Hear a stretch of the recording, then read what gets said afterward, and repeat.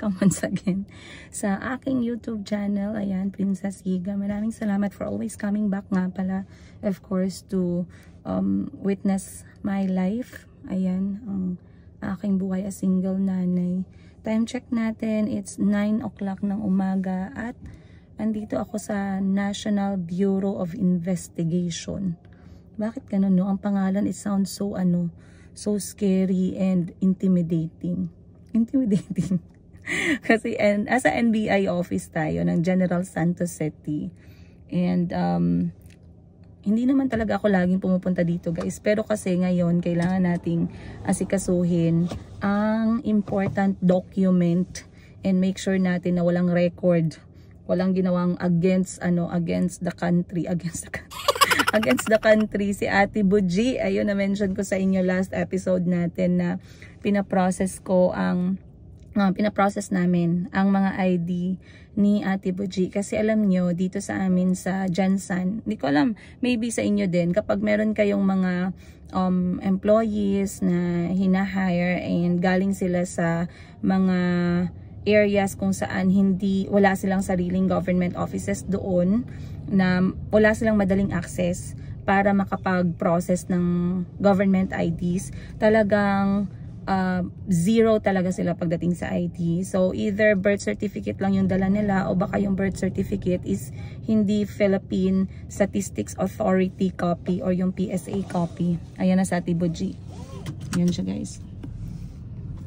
Hinantay ko na lang siya. So tingnan natin kung may record ba siya dito. Baka may ginawa to sa Ate Buji. Oh, nakuha mo.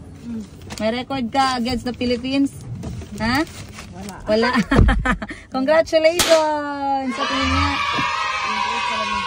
Ay gosh. So, akala ko nakuha mo na. Hala ko.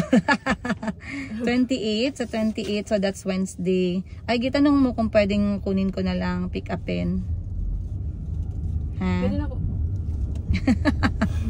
Pwede ba ni Parts kita na lang mag-pick up? Pwede man siguro. Kaya na may ay hit siya, halaka. NBI Sardo, hit. Hit, ibig sabihin meron kang katulad na pangalan, kaya kailangan mo na nilang i-investigate. Kasi ganito din nangyari sa akin nung pumunta ako dito eh. O sige, hawakan mo muna and then remind mo ako sa Wednesday, ha. Ganyan din nangyari sa akin nung kumuha ako ng NBI clearance ko. Na-hit ako, guys. Ang dami-dami pala naming princess sa dito sa Philippines. Baka yung ibang princess dyan may record, kaya ako nadamay. So ang tagal nilang binigay sa akin yung record ko. Talagang kinabahan ako, guys, kasi baka mamaya may record pala ako, hindi ko alam.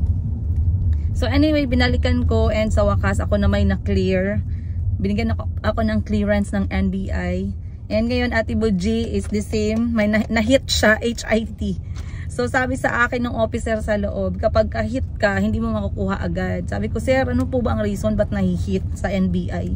Sabi niya, kapag may mga magkatulad ng pangalan, mga ganun, kailangan nilang siguraduhin na hindi the same person.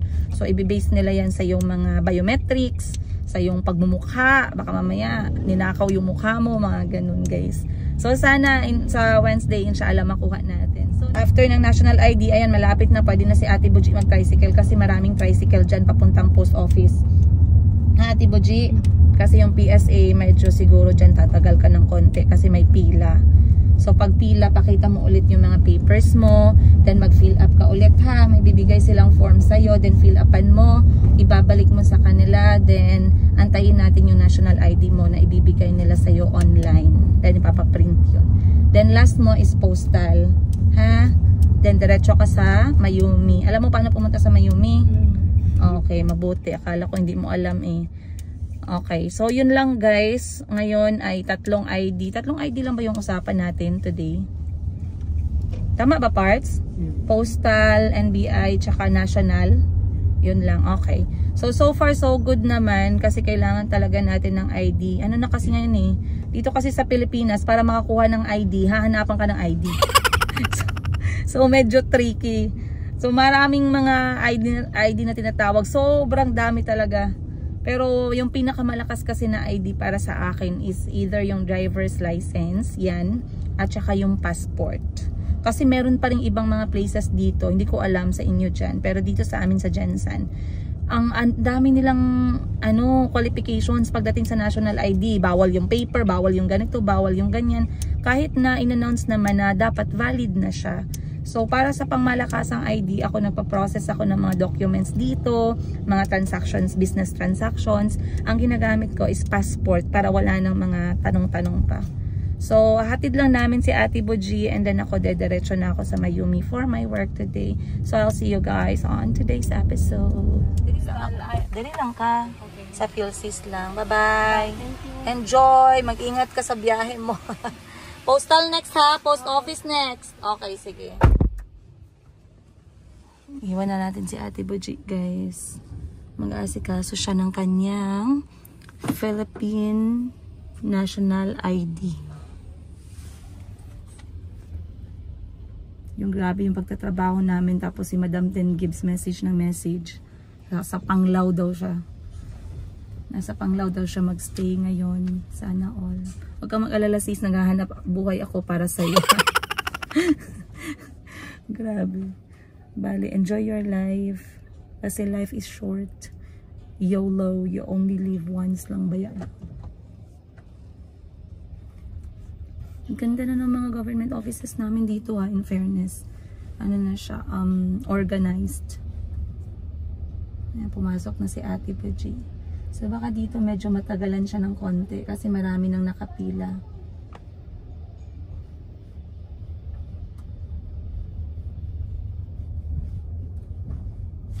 And after niya dito, pupunta na lang siya ng mag-isa sa post office. Hindi kasi taga Jensen si Ate Boji, guys, kaya hindi siya masyadong maalam dito sa syudad ng General Santos City. Taga ano siya, taga Balot Island sa Sarangani. Kaya talagang kailangan natin siyang i-guide kapag ka mga ganitong klaseng processing. Pero since andito na siya sa city, talaga city center, at hindi na malayo yung post office, pwede niya nang i-tricycle yun kasi dito sobrang daming tricycle na talaga.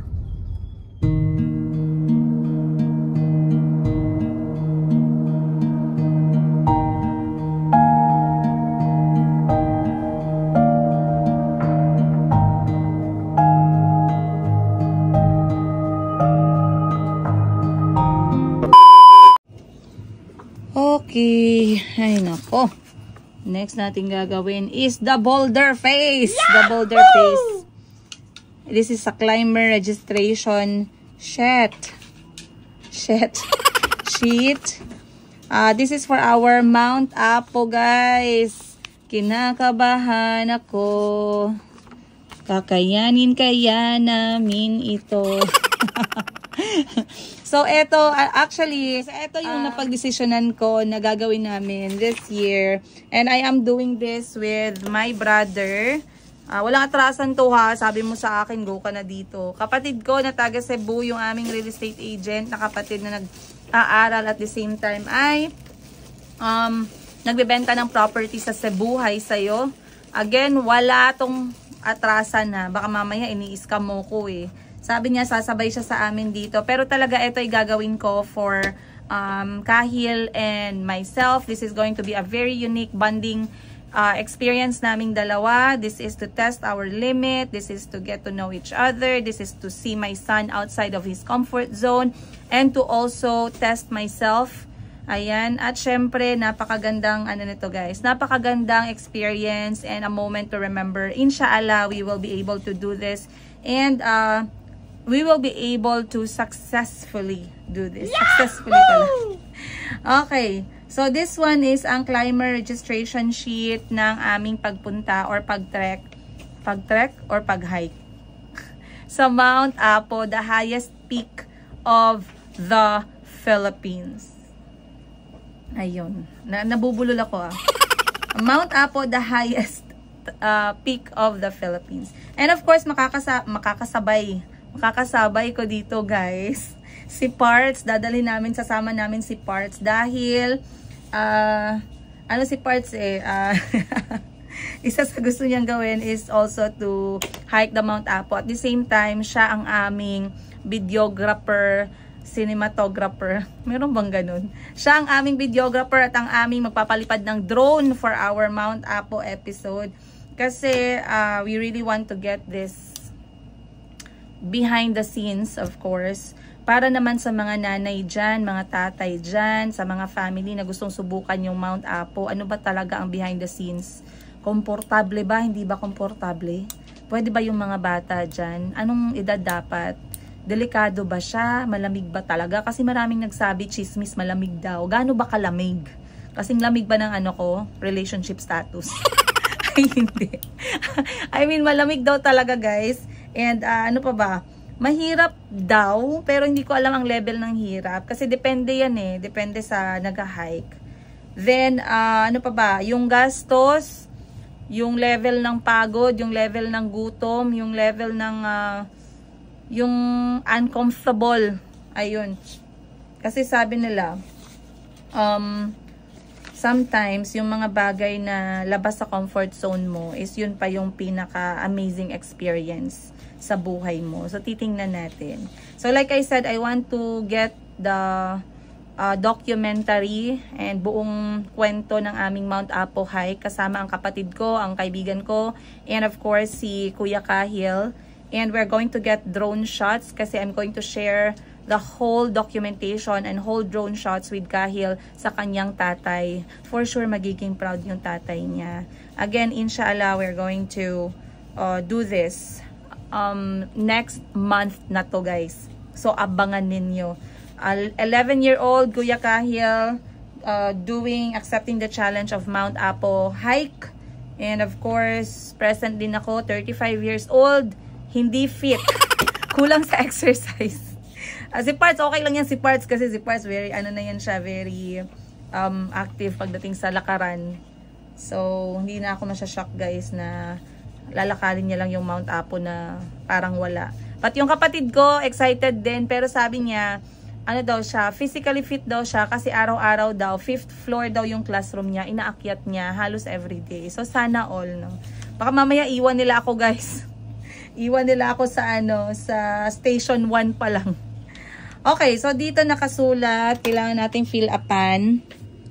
Name, of course, personal details, nationality, blood type, just in case. Oh no, hindi ko alam ang blood type ni Kuya Kahil. Pero ako A+. Bilis naman. Tapos na si Parts. Ang board exam. Tapos, name of company, duration of visit to Mount Apo, point of exit, assistance needed from this office. Pwede wheelchair. Pwede wheelchair in advance. Do you have any mountain climbing experience? Oy, Parts, anong answer mo dyan? No, oy! Bakit yes yan? Bakit yes? Bukid man. Ay, okay, sorry. Laking bukid ka pala. If yes, how long? What is your latest mountain climb? Anong? Lake Holon. Lake Holon is not bukid, man. Location. Is this your first time to climb Mount Apo? Yes, super yes. If no, when was your last climb? What trail? Did you undergo medical treatment in the last 6 months? So far, so good. Person to be contacted in case of emergency, contact number, and relation. So, yan yung mga kailangan nating fill upan.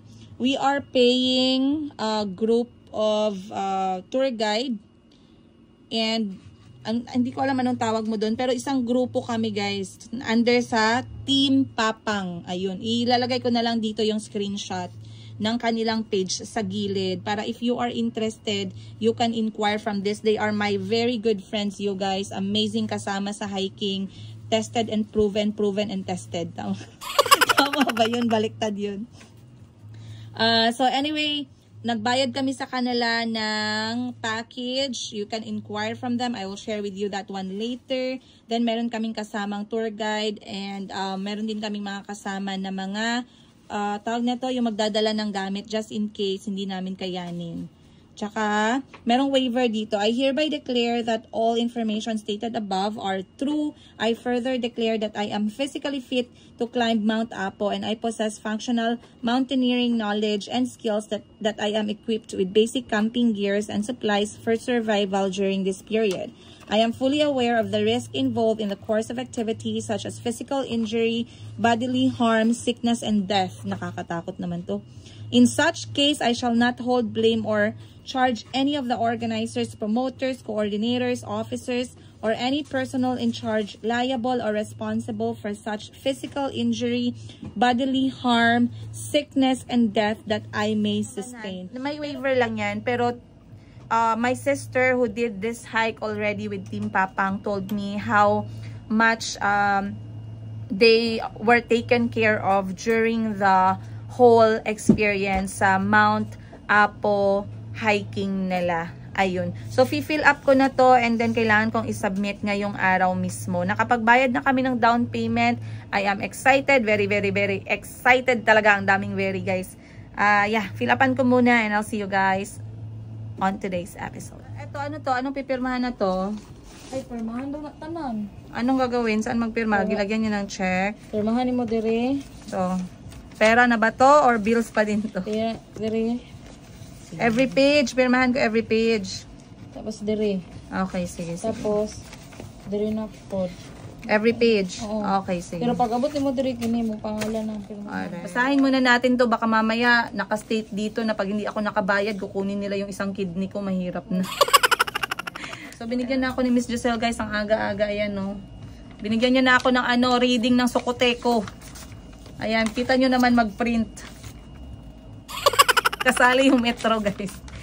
So, kapag kakatapusan ng buwan, pumapasok na yung mga bills namin dito sa negosyo naming maliit. At eto, sinulat na nga ni Miss Giselle, Wi-Fi 300 kasi kami nakikipag-share lang sa kabila. Another way to save, no, wag tayo kapag may business kayo, makikonnect na lang kayo sa ibang merong negosyo kasi makakatipid din. Kasi pag nagkuha ka ng Wi-Fi at ikaw lang mag-isa yung nagbabayad, nasa 1,500 pesos approximately yung kailangan mong bayaran. And then, naglagay din si Miss Giselle dito ng tubig. Sa Wi-Fi, okay naman, mabilis naman siya kahit sharing. Dito kami nakikonnect sa may internet cafe sa harapan namin. And yung mga gadget namin ni Miss Giselle ay cellphone lang naman. So, ano lang, magaan lang siya pagdating sa internet connection na consumption. Then, water namin 200 kasi minimum lang. Hindi naman kami dito nagliligo, naglalaba. Hindi naman kami dito tawag nito, nagwa-water ng mga halaman. So, minimum lang, 200. Kuryente namin, 989 pesos. Hindi na lang ginawang 1,000. Kasi kami nagpapa-aircon ni Miss Giselle dito. Mahirap magbenta pag mainit, guys, at basa yung kilikili. Kaya dapat naka-on yung aircon namin. Kuryente, meron kaming ilaw, meron kaming electric fan, meron kaming tawag nito, ring light, meron kaming mga charger, then aircon, yun. So, 989 pesos. And yung renta namin, wag na nating sabihin baka mamaya agawan nyo pa kami ng pwesto. Hindi, joke lang, guys. Yung renta namin nasa 6,000. So, yung total namin approximately nasa 7,000 pesos. So, yun yung gastos namin dito. Hindi pa kasali dyan yung sahod sa staff. So, eto is ano lang to, mga tawag nito, mga kalimutan ko ano yung word. Pero yan yung binabayaran namin every single month. Hindi pa nakasali dito yung maintenance sa aming mga documents, legalities ng aming business, mga BIR, mga rental tax. Out pa yun sa total. Pero okay lang. So, babayaran natin yan para hindi tayo ma-evict sa bahay ni Kuya. And, ano ba bang dapat gawin today? Bukod dito, meron din akong check-up mamayang hapon. So, ang dami ko palang aasikasuhin sa Monday. Buti na lang pala walang pasok yung mga bata. Grabe ngayon, guys, kasi I remember growing up. Umulan, umaraw, bumagyo, guys. Kahit walang kuryente, may pasok, walang excuse. Talagang araw-araw kaming merong pasok. Hindi pwedeng nasa-stop yung klase sa kahit ulan lang. Mabasa ka man dyan, matuyuan ka man dyan ng laway mo, may pasok pa din. Pero ngayong mga panahon na to, naku, ulan lang, walang pasok. Blackout lang, walang pasok. Mainit lang, guys, walang pasok. Parang gusto ko na lang i-homeschool yung mga anak ko. Parang ang daming walang pasok dito sa Pilipinas. Hindi ko alam kung dyan sa inyo ganun din. Pero dito sa Jensen, guys, ganyan ang ginagawa nila. So, nashock ako bigla. Nagkaroon ako ng culture shock. Culture shock. Pagbalik namin, nagtaka ako, ma'am, walang pasok ngayon, ma'am, ha, kasi wala pong kuryente, ha? Ganun na pala ngayon. So, wala silang pasok, sa bahay lang yung mga bata today. And nag-online class sila. Pero mahirap mag-online class kapag ka mga kindergarten. tsaka mga nursery guys. Sigawan ang nangyari sa 30 minutes nilang pag-aaral. So sabi ko sa teacher, sayang naman po yung 30 minutes ninyong pagtuturo, wala pong naintindihan yung aking anak dahil po sobrang ingay. So sana ay nagsuggest ako na i-mute na lang nila yung yung microphone ng bawat bata para naman makapokus kahit papano. Pero kapag online kasi ganyang edad guys, mahirap talaga. It's very exciting for them. It's very very exciting sa mga bata na nakaharap sa gadget, kaya hindi sila nakaka-focus talaga. Pero okay lang, di bale, we do our best kung ano yung na-offer sa atin. And ano pa ba, Miss Josel? Yun lang yung pipirmahan. And then magre-refund tayo sa customer.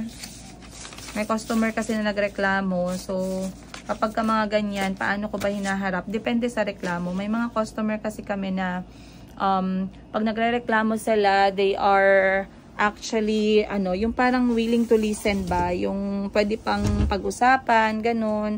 Like for example, may gusto silang item. Tapos yung item na yon biglang na sold out or may damage, factory damage, nadadaan naman sa usapan, sa explain. Pero may mga customer kami na talagang kung ano yung gusto nila, ano yung naman nila, yun talaga. Tapos pag may factory damage siya, late na naming nakita, gusto nilang ipa-refund na lang yung pera. Okay din naman. Depende naman yan kasi hindi naman natin pwedeng ipilit ang mga bagay-bagay. Anyway guys, magsasign muna ako dito ng papers and I'll see you. Guys, at nakapagbihis na ako agad. Grabe, change wardrobe. Dahil nagbenta ako kanina. Pero anyway, update ay, yun nga, at nakuha na natin ang ibang mga IDs ni Ate Buji. Saan ka pa makakakita? Walang ganyan sa Pinas na pag nag-apply ka ng ID, dahil wala kang ID, hahanapan ka ng ID. So, minsan, nakaka-warla talaga guys. Pero, we have to be ready and accept natin yung mga responsibility na binibigay sa atin ng government. Pag hinanapan ka ng ID, maghanap ka ng paraan talaga. So, para sa mga hindi pa nakaka-uwi or para sa mga walang ID pero may YouTube kayo, ayan, simulan nyo na. Kasi feeling ko darating talaga ang panahon na lahat ng mga klase ng format of ID and clearances ay talagang hahanapin sa atin. So, unang-una, number 1 is yung clearance. Ito yung ang base lang sa pinoses namin para kay Ate Buji ha. Then followed by barangay clearance. Next nilang pinuntahan ni Parts ay ang kanilang police clearance. And then sumunod na yung NBI clearance. Then yung kanyang postal ID. And followed by the national ID or Philippine National ID. Ayun. So pag nakompleto na tong lahat and nahawakan na ni Ate Buji lahat ng mga IDs na to, we are going to process her next na mga IDs na pwede pa nating kunin, inshallah. Once again, bakit biglaan kong pinaprocess yung ID? Dahil nga na-realize ko si Ate Buji pala ay walang valid IDs dito sa General Santos City. And it's hard na mag-process siya kapag nasa isla sila kung saan siya nakatira kasi hindi mabilisang access yung mga government offices doon. So sabi ko, since nandito na siya sa city, why not process everything? Kasi baka next time kailanganin niya din yung mga IDs na yan. And also, kapag inshallah kami ay lilipad, ayan, kailangan yan sa travel requirements guys, kailangan magpakita ng ID na merong mukha. So I don't want to come to that point na biglaang merong lakad or lilipad ng eroplano pero walang ID si Ate Buji. So yeah, I am very happy at syempre masaya din si Ate Buji guys na finally meron siyang maraming mga na-process na documents kahapon. And so far so good naman. Ayun. So yun lang guys ang aking kwento sa inyo ngayong episode na to. Once again, pag meron kayong mga tanong sa mga IDs na yan, i-share ko lang based on our experience, but you can also read about them online or pwede kayong magdiretso na sa mga public or government offices para magtanong na din. Ayun. Once again, maraming salamat at sana may natutunan kayo sa episode na to. I'll see you guys on the next one. Much love, Princess Higa.